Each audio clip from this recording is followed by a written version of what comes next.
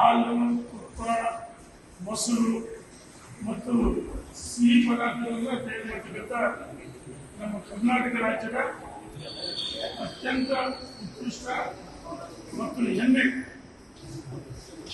Nandini brand ಕೇವಲ ಕರ್ನಾಟಕದಷ್ಟೇ ಸಹ ಬೇರೆ ರಾಜ್ಯದಲ್ಲೂ ಬೇಡಿಕೆ ಇದೆ.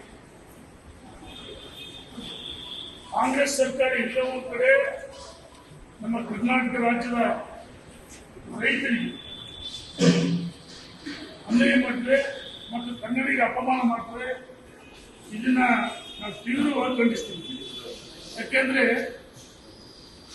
ಪ್ರತಿ ಹಳ್ಳಿಗಳಲ್ಲಿ ನಮ್ಮ ಕೃಷಿಕರು ಹೆಂಗೆ ಕೃಷಿ ಒಂದು ರೈತರ ಅವಿಭಾಜ್ಯ ಒಂದು ಕಸವಾಗಿದೆ, ಅದೇ ರೀತಿ